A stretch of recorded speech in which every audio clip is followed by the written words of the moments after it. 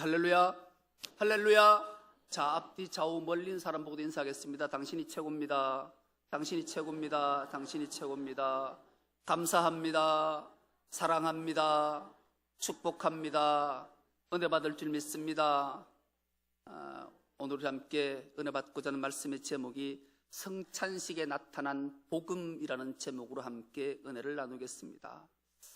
2016년도 영화계에 딱 한 편만이 1000만 관객을 돌파한 영화가 있어요. 지난주에 1100만이 넘어섰다라고 보도가 됐는데 2016년도에 한 편의 영화, 그 영화 제목이 부산행이에요. 이 부산행이라는 영화에 왜 온 국민들이 정말로 그 영화에 매료가 되어서 그 영화를 볼까를 생각하면서 그 영화를 봤는데, 그 영화를 보는 순간 이건 하나님께서 오늘 나에게 보라 하시고 오늘 말씀을 정극케 하시기 위해 보게 하셨구나를 알게 됐어요. 여러분, 세상 사람들은 온통 삶이 욕심으로 가득 차 있다 해도 과언이 아닐 거예요. 사람의 욕심으로 말미암아 외부로부터 악한 바이러스가 한국에 유입이 돼서 그 바이러스에 감염된 사람은 죽었어요. 죽는데 죽는 것으로 끝나는 것이 아니라 뻘떡 살아난 거예요. 시체가 살아나 좀비가 된 거예요. 좀비라는 것은 부활한 시체를 명명할 때 좀비라는 말을 썼어요. 이 좀비는 부활한 시체, 살아났는데 시체가 살아난 거예요. 영혼이 빼앗겨버린 거예요. 오로지 자기 감정만을 갖고 움직이는 존재, 좀비 귀신이라는 명령을 쓰기도 해요. 이 좀비는 온통 자기 감정만으로 행동하는데 닥치는 대로 사람을 물어버려요. 물으면 감염이 돼서 또 죽었다가 부활한 시체 좀비가 되어서 사람을 묻고 온통 나라가 이 좀비로 들끓게 됐어요.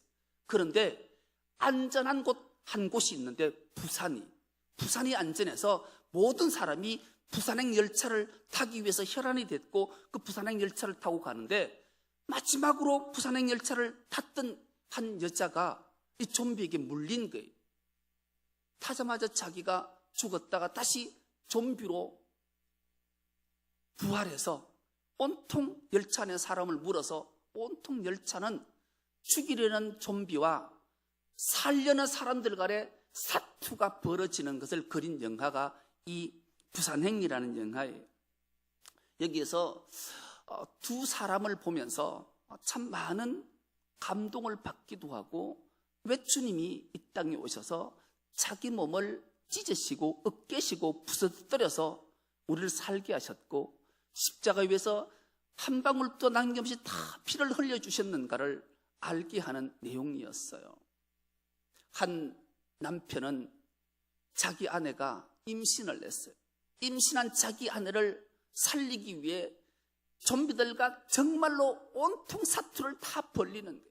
그리고 결국 자기가 이기지 못한다는 것을 깨닫고 이 시대적 상황을 분노로 그치는 것이 아니라 정중하게 자기 아내를 다른 사람에게 부탁하고 좀비와 처절히 싸우고 자기 목숨을 버리는 모습이 있어요.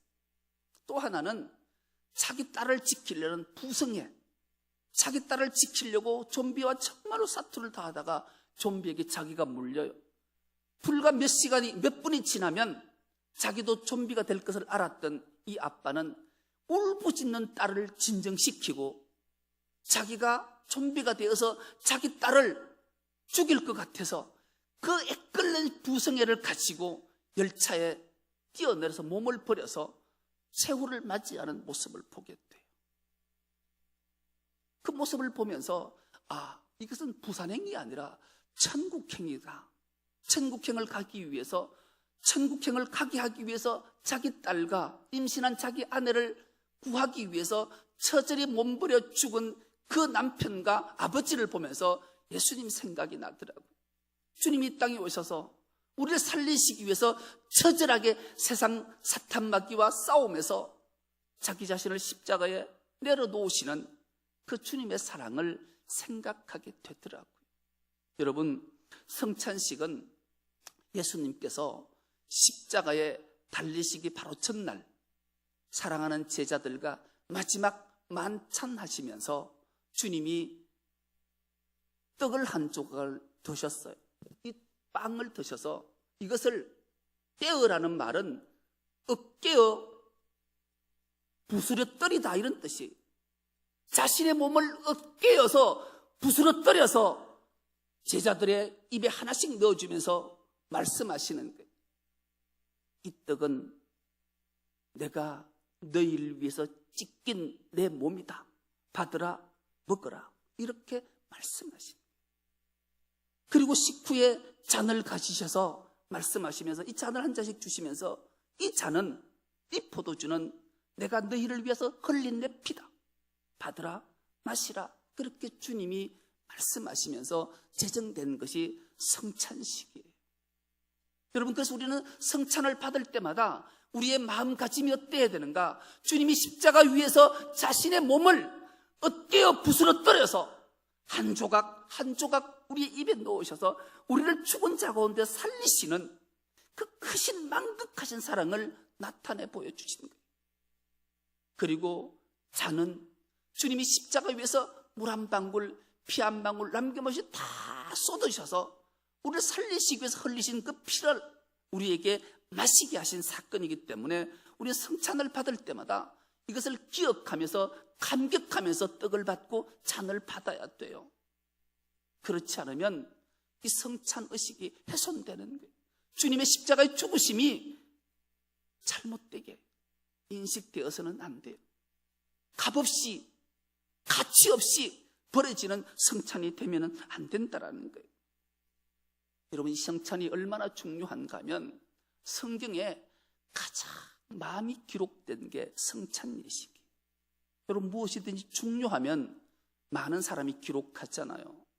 똑같은 사건을 가장 많이 기록한 것이 이 성찬 예식이에요. 이 성찬 예식은 마태복음 26장, 마가복음 14장, 누가복음 22장, 요한복음은 6장에 기록이 되어져 있고 고린도전서 11장에도 이 성만찬이 기록되어져 있는 거예요. 성찬식이. 이 정도로 가장 많은 똑같은 사건을 가장 많이 기록한 것은 오직 성찬식 하나밖에 뿐이기 때문에 그래요. 그 정도로 중요하기 때문에 마태, 마가, 누가, 요한, 사도 바울조차 이 성찬식을 기록하고 있다는 것은 중요하기 때문임을 기억하고 성찬식을 받을 때마다 주님의 그 십자가의 죽으심과 찢기심과 흘리신 피를 기억하면서 성찬을 받는 은혜가 있기를 축복합니다. 요한복음 6장의 성찬 예식은 참 우리에게 얼마나 큰 의미를 담고 있는지 몰라요. 요한복음 6장은 이렇게 시작하고 있어요.